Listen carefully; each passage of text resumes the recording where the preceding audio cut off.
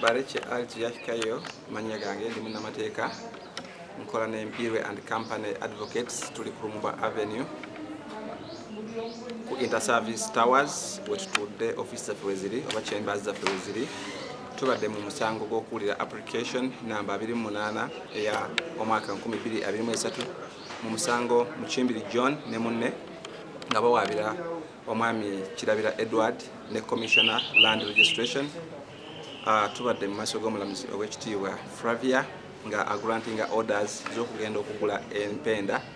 oba ettaka erya omukulu Mukimbiri John lye yagula ku mwami Edward Kirabira ery'Egomba Kampeefu LC1 kwerisangibwa mu Gomba County, Gomba District. Tuli basanyufu nti orders omulamuzi twasabye azigrantinze era ettaka eryo ligenda kukubibwa oba kugulibwa empenda ennaku z'omwezi 2 omwezi guno ogw'ekkumi omwaka 2023 tusobole okufuna obwannannyini obutuufu ku nsalo z'ettaka eryo weriyita nga omukulu Mukimbiri John client waffe bwe yagamba nti ettaka eryamuguzibwa acres 39 okuva ku block 10 okuva ku block 128 plot 12 omwazaalibwa plot 22 23 24 ettaka eryo teriwera n'olw'ensonga ekyo kiba kitulese mu kkooti olwaleero era kkooti orders eziwadde mwe tubadde ne munnange Munamateeka akiikiridde Commissioner Land Registration okuva mu MZO oba Mpigi Land Division oba offices. N'olw'ensonga eyo abatuuze ku kyalo tugenda kubanga tujja ennaku z'omwezi nga 2 omwezi guno okulaba nga empenda ezo zigulibwawo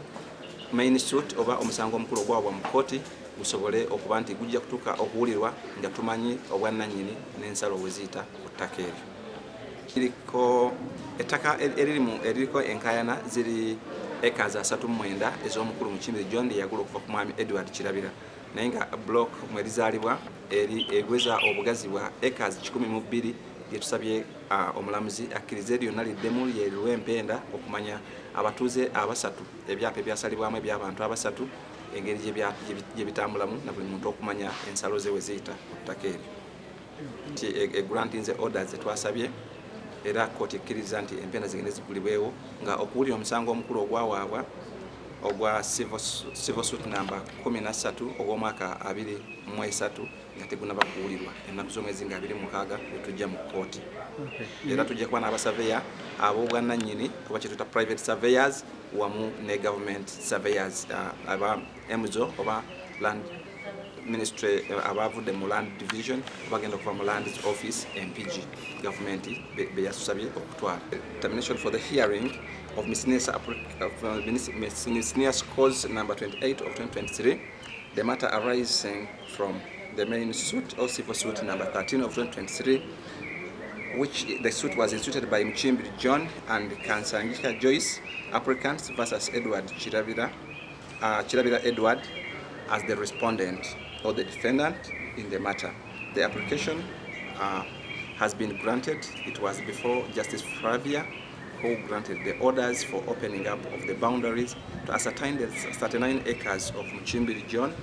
that he claims to have bought from Edward Kirabira. The land is found at Kampeefu, LC1, Gomba Sub-County, Gomba District, and the application has been successfully granted. So we shall be back in court on 26 to hear the main application that was instituted before this honorable court against Kirabira Edward. The land is approximately 102 hectares, and the matter in contention or the matter in which we brought this file before court is to ascertain the 39 acres of the same.